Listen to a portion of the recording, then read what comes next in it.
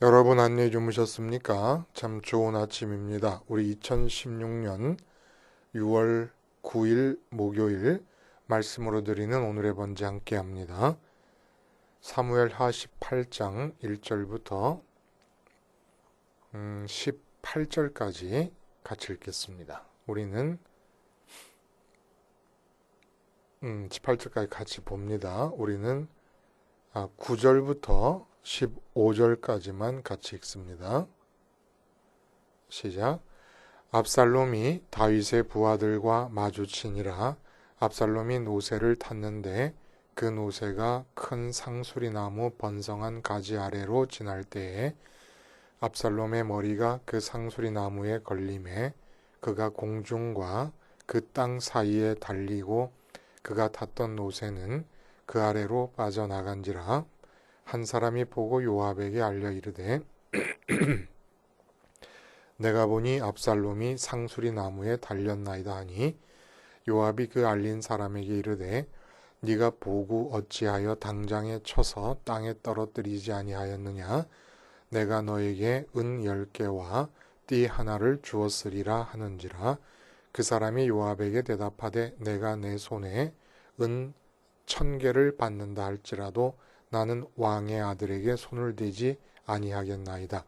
우리가 들었거니와 왕이 당신과 아비새와 이때에게 명령하여 이르시기를 삼가 누구든지 젊은 압살롬을 해하지 말라 하셨나이다. 아무 일도 왕 앞에는 숨길 수 없나니 내가 만일 거역하여 그의 생명을 해하였더라면 당신도 나를 대적하였으리다 하니 요압이 이르되 나는 너와 같이 지체할 수 없다 하고 손에 작은 창 셋을 가지고 가서 상수리 나무 가운데서 아직 살아있는 압살롬의 심장을 찌르니 요압의 무기를 든 청년 10명이 압살롬을 에워싸고 쳐 죽이니라.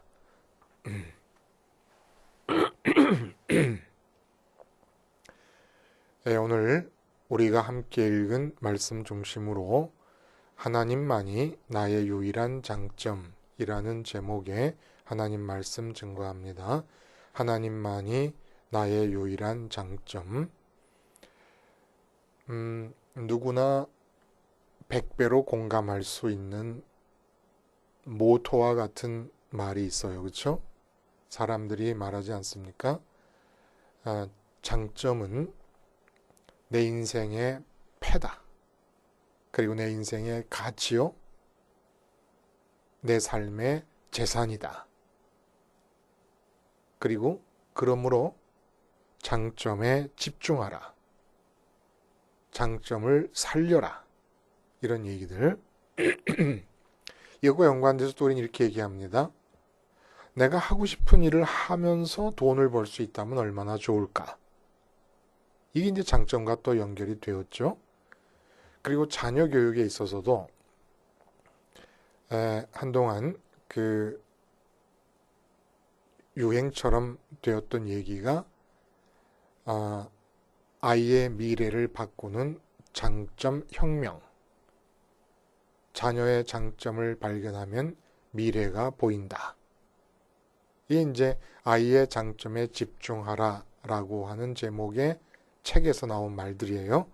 자녀의 장점을 발견하면 미래가 보인다. 아이의 미래를 바꾸는 장점 혁명.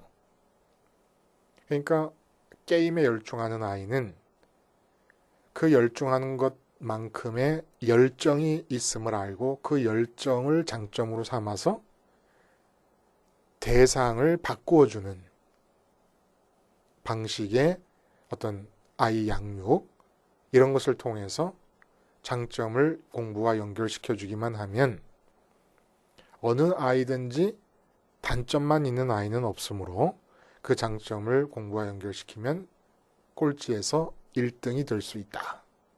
라는 얘기. 참 듣기만 해도 속이 다 시원해지잖아요. 자식을 키우는 부모의 입장에서는. 그래서 장점으로 승부해야 합니다. 안 그래도 효율성이 절대적으로 요청되는 게 삶 아니에요? 도대체 힘은 들이는데 나타난 결과가 아무것도 없다. 그러니까 괜히 허튼 짓 하지 말고 우리는 장점에 집중하고 장점으로 승부를 내야 된다. 나만의 장점, 누구에게나 있다라고 하는 전제하에 자, 그런데 이 장점이 지니는 사회적인 본질이 있습니다. 결국 우리가 내게 있는 장점이라고 말하는 것들의 특징이 뭡니까? 사람들에게 긍정적인 반응을 이끌어낼 수 있는 요소가 곧 내 장점이에요. 사람들이 긍정적으로 반응하는 것, 이게 내 장점이라는 겁니다. 그러니까 장점이라고 하는 것은 이렇게 본질적으로 사회성을 띠고 있습니다. 이 세상 인간 사회에서 긍정적으로 반응할 수 있는 요소. 이거. 그래서 이제 마지막으로 이제 단도리를 하기 위해서 첨가하는 얘기는 장점을 살리되 교만하지는 말자라는 얘기입니다. 이렇게 하면은 그냥 완벽한 삶의 방법이 도출이 됩니다. 장점을 살리고 그래서 사람들에게 긍정적인 반응을 이끌어내는 삶을 살고 이게 사회적인 성공을 말하는 거잖아요. 그러나 교만하지 않는다면 이 얼마나 상상만 해도 기분이 좋은 아름다운 삶의 모습이겠습니까? 그렇다면 예수님이 돌아가신 십자가 사건을 삶의 유일한 버팀목으로 붙잡고 살아가는 선민들에게 있어서 장점이 갖는 의미는 도대체 무엇일까요? 선민은 장점으로 살지 않습니다. 내 마음이 내게 주어져 있는 어떤 장점에 가서 붙어서 그것을 딛거나 그것을 근거로 삼아서 그 장점으로부터 출발하는 삶, 이건 죄악입니다. 우리의 마음은 장점을 발굴해내는 것이 아니라 매 순간 지금 살아계셔서 나를 향하고 계시는 하나님의 뜻을 발굴해내야 됩니다.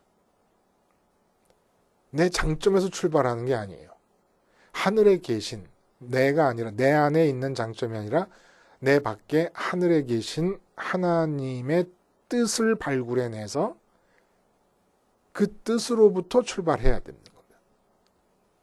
근데 하나님의 뜻을 발굴하려면 매 순간마다 뜻을 묻는 태도보다 더 중요한 태도가 뭐냐면 하나님을 가지는 겁니다. 하나님의 뜻을 알려고 하면 온전히 알기가 어려워요. 그러나 어거스틴이 하나님을 사랑하라 그리고 네 마음대로 하라 라고 말한 것처럼 굳이 뜻을 물어보지 않는다 할지라도 내가 하나님을 온전히 가져서 하나님으로 완전히 만족하고 행복할 수만 있다면 하나님 때문에 만족한 마음 상태에서 나오는 모든 생각은 하나님 생각이기가 10중 8구이다 이런 얘기입니다. 그래서 십자가가 뭐 하는 겁니까? 내 죄를 씻고 왜 죄를 씻습니까? 하나님께 가야 되고 하나님을 가져야 되니까. 하나님을 마음에 갖고 내가 하나님께 가져지기 위해서 더러운 죄를 씻는 일이 필요하기 때문에 십자가를 붙잡는 것이고 부활하시고 승천하신 주님의 동선이 내 마음에 갈 방향을 정해주고 하나님께로 가는 겁니다. 이렇게 내 마음이 하늘에 계신 하나님께로 가는 이 상태, 이게 바로 내 삶의 근거예요. 그러므로 우리가 굳이 장점을 말하자면 지금 현재 십자가를 붙잡음으로써 내 마음이 도달할 수 있는 하늘에 계신 하나님, 그 살아계신 하나님이 곧 나의 장점이다 이겁니다. 이 하나님을 놓쳐버리고 생각하면, 이 하나님을 제외하고 생각하면 내게 주어져 있는 인간 세상에서 말할 수 있는 장점이라는 것은 치명적인 유혹입니다. 어떤 유혹입니까? 하나님을 제외해 놓고도 내가 내 삶을 계획하고 추진할 수 있는 어떤 근거로서 하나님과 담쌓게 만드는 유혹이라는 거예요. 믿는 사람들조차도 이런 장점을 우선 딛고 쓴 다음에 하나님을 찾는 경우가 있습니다. 이게 유혹이라는 겁니다. 이런 신앙은 신앙이 아니거든요. 하나님에게 두 번째 순서가 주어지는 마음 상태는 이 신앙이라고 할 수가 없기 때문에, 그래서 여러분, 내 외모가 좋다. 이 유혹이에요. 장점 아닙니까? 근데 하나님으로부터 내 삶의 지금 이 순간을 출발하지 못하게 하는 유혹입니다. 내가 지능이 상당히 뛰어나다. 내가 학력이 뛰어나다. 내가 건강이 아주 좋다. 또 건강도 부분 나눠서 나는 혈압은 괜찮아. 나는 당은 없어. 나는 피부는 미인이라 할 만큼 피부가 고와. 나는 어떤 것은 괜찮아. 나는 이게 마음이 붙는 거거든요. 그렇게 지적해내는 내 장점에 마음이가 붙는다는데 장점이 유혹으로 작용한다는 치명적인 문제점이 있다는 겁니다. 그러므로 하나님이 장점이 되시기 위한 마음의 조건으로는 아예 장점이 하나도 없는 게 차라리 더 나아요. 왜냐하면 주어져 있는 인간적인 사회적인 의미에서 장점들은 이렇게 유혹으로 작용하니까 하나님을 제외시키면서 생각하게 하고 살게 하는 유혹을 우리에게 가져다 주니까. 그러니까 나는 장동건 씨의 외모가 아닌 것이 감사한 거란 말입니다. 나는 아인슈타인 같은 지능이 없는 게 감사하다는 얘기입니다. 나는 뛰어난 건강이 없는 게 너무 감사하다는 겁니다. 이런 장점이 없어요. 그리고 장점으로 볼 수 있는 것도 저는 이제는 장점으로 보고 싶지가 않습니다. 왜? 살아계신 하나님만이 내 장점이 되신다는 걸 조금이라도 알고 있으니까. 장점이라고 말할 수 있는 거, 예를 들어 내가 피부가 곱다. 이 피부는 나한테 달라붙어 있는 거, 어디를 가든지 피부가 달라붙어 있지 않습니까? 마찬가지예요. 살아계신 하나님도 우리가 십자가를 붙잡고 그 십자가에서 주님의 죽음을 나의 죽음으로 고백하는 일을 반복하고 있는 한 언제나 내 피부처럼 내 옆에 계십니다. 그러니까 내 장점이라고 말할 수 있는 거죠. 모든 사람에게 똑같이 동일하게 제공한 장점이 바로 하나님 자신이십니다. 그게 선악과 사건이었던 거죠. 내 안에서 장점을 딛고 서서 우리는 사고를 합니다. 판단을 합니다. 분별을 합니다. 근데 하나님을 장점으로 가지려면 내가 판단하지 말아야 돼요. 내게 주어지는 모든 대상에 대해서. 그럼 하나님을 가질 수가 있어요. 그러면 장점이라고 하는 것이 다른 사람과 달라야 되는 거 아니냐는 거예요. 장점이 장점으로서의 의미가 있으려면. 출중한 점이라야지 장점 아닙니까? 출중하다는 건 다른 사람에게 없는 것이 내게 있는 것 말하는 거잖아요. 근데 이상하게 하나님이 장점이라고 하는 이 말씀은 모든 사람에게 공통된 건데 이게 장점일 수가 있냐? 동일한데 다. 그렇지 않다는 거예요. 이 동일하게 허락된 하나님이 진정으로 나의 유일한 장점으로 모셔드려질 때에 각 사람은 전혀 옆에 사람과 다른 나만의 특유의 삶을 살아낼 수가 있다는 겁니다. 이 하나님을 장점으로 가질 수 있을 때라야만. 오늘 본문은 무슨 내용입니까? 우리가 읽은 본문 드디어 다윗이 도망가던 시절, 도망가던 기간이 끝나고 시간을 좀 법니다. 그것은 그 아히도벨의 좋은 계략을 하나님이 물리치시도록 후세를 통해서 역사를 하신 거예요. 그래서 12,000명을 끌고 가겠다는 계략이 파해지고 후세의 말대로 전국에서 지파별로 군대를 모집하게 됩니다. 이 징집 기간이 필요했던 거예요. 누가? 압살롬이. 다윗 왕을 죽여서 마지막 모반을 완성시켜야 되는데 그래서 전국에서 징집하려니까 시간이 필요한데 이 시간이 다윗에게는 더 절실했던 겁니다. 그래서 전열을 정비하고 드디어 압살롬이 이끈 이스라엘 사람 나머지 지파들로 이루어진 이 군대와 다윗이 피신 갈 때 따라왔던 많지 않죠. 그렇죠? 기껏해야 4, 5천 명 정도로 잡아요. 학자들이. 이들과의 전쟁이 일어납니다. 근데 하나님께서 역사하심으로 다윗의 군대가 압살롬의 군대를 무찌르고 또 에브라임 수풀이라고 하는 전쟁터가 되었던 이 수풀 속에 들어가서 압살롬의 군인들이 살아남지를 못합니다. 꼭 다윗의 부하들이 뭐 죽여서 죽는 게 아니라 늪이 있고 덤불이 가시덤불이 있고 벼랑과 계곡이 있고 한 곳에서 이 험준한 지형과 정말 함정들이 있는 숲을 속에서 다윗의 부하들에 의해 죽임을 당하는 것보다 더 많이 죽었다고 성경은 기록하고 있습니다. 자, 이런 와중에 그럼 압살롬은 지금 어떻게 하고 있을까요? 어쩔 수 없이 다윗의 부하들과 맞닥뜨리게 됩니다. 그러니까 피하여 노새를 타고 왔어요. 노새를 탔다는 것은 자기가 왕이라고 하는 것을 천하에 공포한다는 의미가 있습니다. 이스라엘에서는 노새가 왕이 타는 짐승으로 알려져 있었기 때문에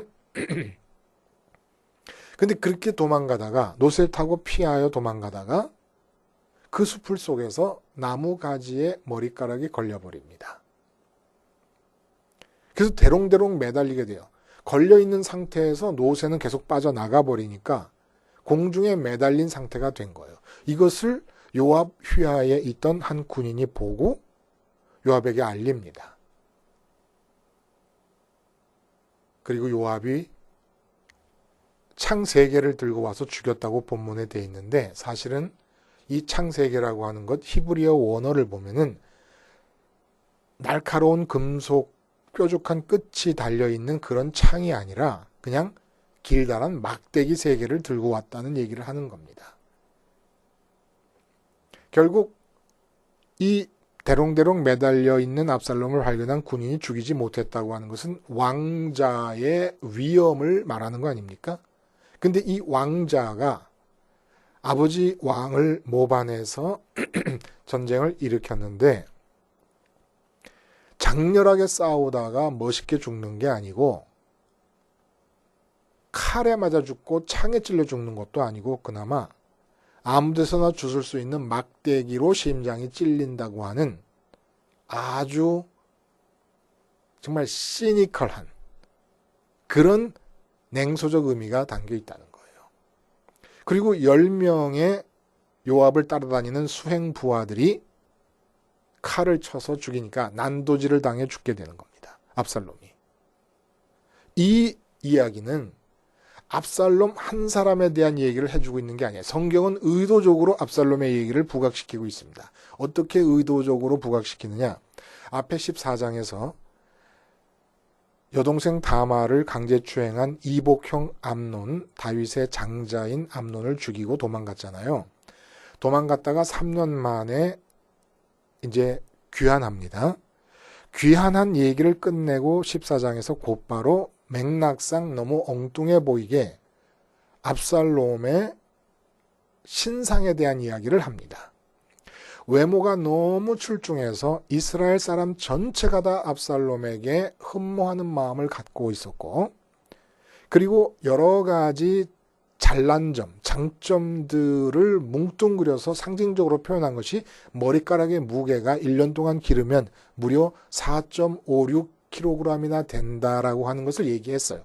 그렇게 압살롬의 출중함을 언급한 뒤에 이제 곧바로 압살롬은 모반을 위한 계획에 들어가게 됩니다.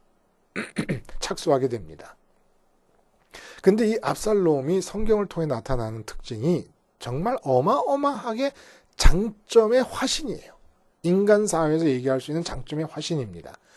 암논을 죽이려고 여동생의 복수를 갚기 위해서 암논을 죽이려 했을 때 보통 사람 같으면 화가 나서 그 즉시로 화풀이를 했을 겁니다. 근데 여동생을 진정시키고 2년 동안을 인내합니다. 그리고 기회를 엿보고 모든 사람으로 하여금 경계심을 다 풀게 만든 다음에 암논을 무방비 상태에서 죽여버립니다. 그리고 도망갔다가 돌아왔어요. 그러니까 돌아왔는데 아버지가 다윗 왕이 아무리 시간을 기다려도 만나주지를 않습니다. 그러니까 요압을 부르는데 요압이 오지를 않아요. 내 마음에는 어떻든지 아버지를 일단 봐야 되겠다는 생각을 갖고 있습니다. 근데 환경적으로는 도대체 만날 조짐이 보이지 않을 때 요압의 밭에 불을 질러버려서 요압을 찾아오게 만들고 요압에게 강요해서 아버지와의 사이에 중재를 놓게 만듭니다. 이건 뭘 뜻합니까? 한번 압살롬 자기가 마음에 먹은 일이 있으면 왕 아니에요? 그럼 왕의 지시를 따르는 수밖에 없는 거 아닙니까? 더군다나 잘못해서 도망갔다가 귀환한 처지니까. 근데 그러지 않아요. 왕이라도 자기가 마음에 먹은 게 있으면 움직입니다. 근데 이 움직임이 반드시 성사시키는 거예요. 자기 중심적 집요함을 반드시 성사시키는 결단력이 있는 사람입니다. 그리고 역학관계를 아는 거예요. 요압을 불러서 하고 요압을 부르기 위해서 안 오는 요압을 부르기 위해서 밭에다 불을 지릅니다. 그리고 허황되지 않아요. 뭘 크게 시작하고 이러지 않습니다. 성문에 앉아서 왕자가 성문에 다른 왕자들 다 놀고 있을 때 성문에 앉아서 한 사람 한 사람 시골에서 억울해서 다윗 왕에게 재판받겠다고 오는 한 사람을 귀하게 생각하는 거예요. 그 사람의 마음을 삽니다. 환심을 삽니다. 그것이 소문이 퍼지는 바람에 전 이스라엘이 압살롬에게 마음을 줍니다. 이보다 더 잘난 사람이 없어요. 인물은 이스라엘 중동 사람들이 원래 잘났는데 그 중동 사람들 잘난 가운데 이스라엘 전체 백성들이 압살롬을 제일 잘생긴 사람이라고 여기고 있고, 그래서 용기와 뭐 여러 가지 장점을 총망라해서 머리카락으로 상징을 한 거죠. 근데 그 머리카락이 걸려가지고 대롱대롱 매달려 있는 처지가 됩니다. 그 잘난 사람이. 그 장점 덩어리가. 그리고 창도 아니고 요압이 막대기를 주워다가 막대기로 심장을 찔러 죽입니다.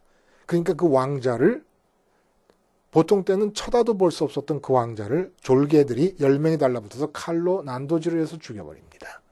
이것이 뭡니까? 지금 상황은 다윗과 관계된 모든 사람들, 다윗의 우호적이든 다윗에게 적대적이든 모든 사람을 하나님이 지금 명령하신다고 하는 그 지난 시간의 말씀대로 하나님이 그 마음을 주장하고 이끌어 가시는 상황입니다.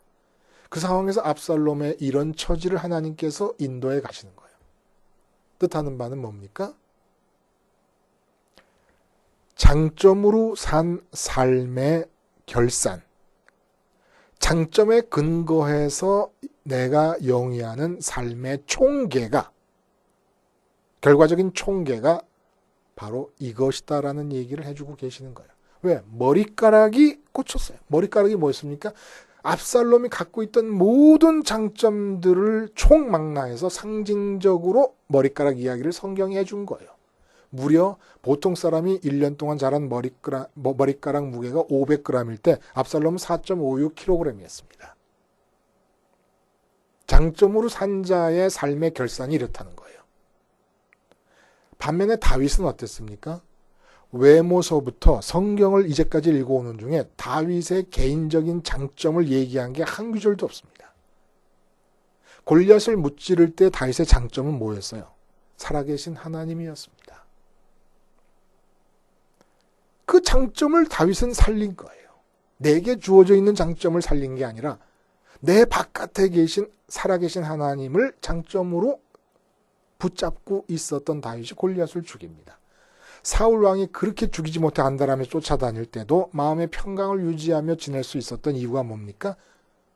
하나님이 다윗에게 장점이 되셨었기 때문입니다. 그 많은 전쟁을 한 번도 졌다는 얘기가 없어요. 다윗은. 여호수아까지도 아이성에서 패한 경험이 있는데 다윗은 졌다는 얘기가 없습니다.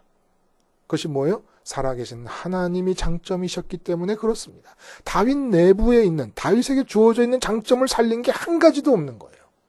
아무 장점이 없어요, 다윗은. 그러다가 밧세바 사건이 일어나요. 밧세바 사건의 의미가 뭡니까? 살아계신 하나님이라는 그 장점을 놓쳐버린 상태에서 일어난 것이 밧세바 사건이에요. 그리고 자기가 왕이라고 하는 사회적으로 주어져 있는 장점을 살려서 밧세바를 강탈합니다. 자기 장점을 살렸을 때 이 세상에서 주어져 있는 자기 인간적인 장점을 살려서 행한 일이 밧세바 강탈한 거예요. 우리아를 죽일 수 있었던 것도 사회적으로 자기에게 주어져 있던 장점을 살린 거 아닙니까? 왕이라는 자리에서 군대 총사령관에게 우리아를 죽이라고 명령을 합니다. 그것도 우리 칼로 죽이는 게 아니라 적군의 블레셋 칼에 의해서 죽게 만들라고.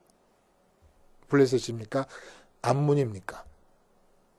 하여간 적군의 칼에 죽게 만들라고 명령을 내릴 수 있었던 것은 왕이라는 장점, 왕의 권세라는 장점을 이용한 거 아닙니까? 그랬다가 쫄딱 망하는 신세가 돼버린 겁니다. 다윗이. 이래도 장점을 살리시겠어요, 여러분? 장점은 유혹이고 시험입니다.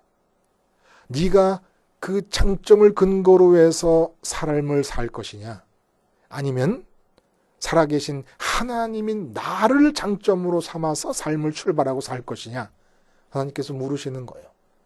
아무리 눈 씻고 찾아봐도 내게 장점이 없습니까? 감사하세요. 유혹이 적은 거고 시험이 적은 겁니다.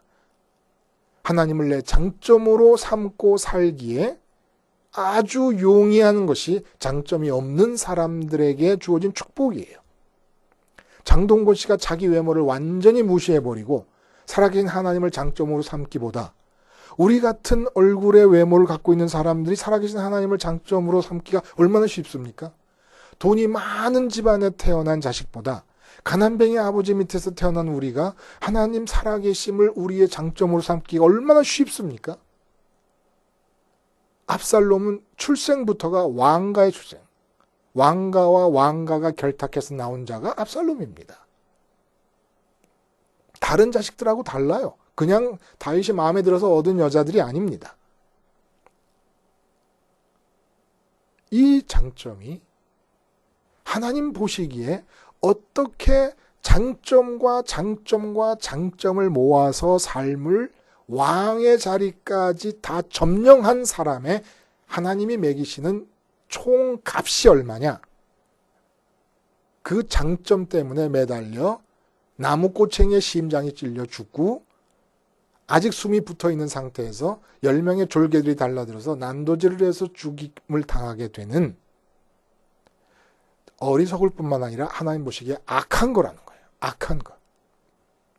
그러므로 살펴봐서 장점이 있으면 첫 번째로 경계심을 가질 것입니다. 그 장점에 대해서. 왜?